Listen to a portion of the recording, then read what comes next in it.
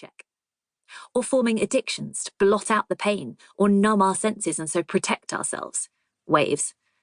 Or working all the time, busying ourselves with the hamster wheel of life and distracting ourselves from uncomfortable feelings by scrolling through social media, just for example. Is it hot in here? If we aim to avoid sadness, even a little, we limit our existence and put ourselves at greater risk of normal sadness tipping over into something more serious. Suppressing negative or depressive thoughts to the extent that many of us probably do on a daily basis has been proven to backfire spectacularly, resulting in depressive symptoms, according to studies.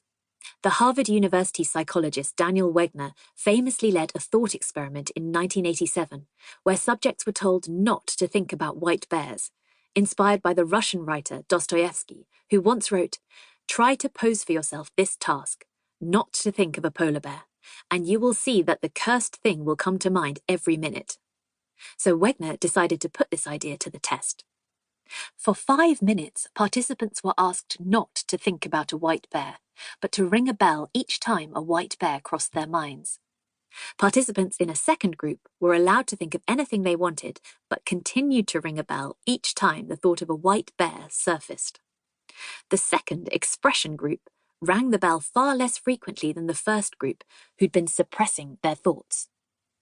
A second experiment replicated these findings, and Wegner later collaborated with the psychologist Richard Wenslaff to test the theory further, confirming that trying not to think or feel something sad makes us more prone to anxiety, depressive thoughts, and symptoms.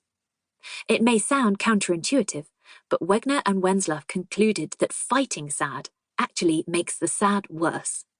This was certainly my experience.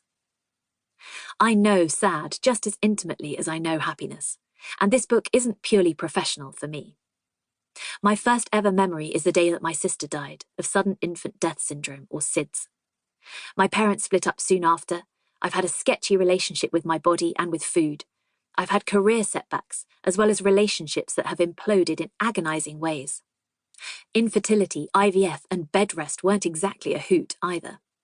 Even the things that have brought the greatest joy have also brought challenges. Challenges that have been harder to process than they might have been, because we don't tend to talk about sadness enough in our culture. Many of us will have been raised with the assumption that what we don't talk about can't hurt us, and for a long time, not talking about being sad was seen as a sign of strength. But really, the opposite is true. And learning how to be sad, better, is something we need right now, more than ever. At the time of writing, the world is on fire, in the grip of a global pandemic. Since the onset of the coronavirus, much of what we relied on and took for granted has gone. The enforced slowness of lockdown stripped everything back so that our internal dialogue could be heard more loudly, with no respite or escape to the busyness of normal life. Some have been separated from loved ones.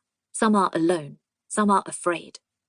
Some have been trapped at home in a relationship with someone with whom, it is now apparent, a continued relationship depended on not being trapped at home together. No one is sure what the world will look like after, or how we'll recover, economically or emotionally, with staggeringly high unemployment and a recession looming. Many of us will experience losses, and all of us will have felt something change. And because we're more globally connected, at least digitally today, we're more aware of what's going on around us. The attacks on trans rights and the Black Lives Matter movement remind us that there is plenty to be sad about. COVID-19 has disproportionately impacted Black communities, both in terms of infection rates and higher mortality. Black people are 4 times more likely to die from COVID-19 than white people, according to figures from the UK's Office for National Statistics. And UCL's COVID-19 social study found that levels of depression and anxiety were higher among those from BAME backgrounds, their term, not mine, during lockdown. We're experiencing record levels of sadness, worry, and anger globally, according to the latest annual Gallup survey. It's now estimated by the World Health Organization that 264 million people globally are affected by depression. Of course, sadness isn't the same as depression. I should know, spoiler alert, I've done both. WHO defines depression as persistent sadness and a lack of interest or pleasure in previously rewarding or enjoyable activities. Depression often disturbs sleep and appetite, resulting in poor concentration.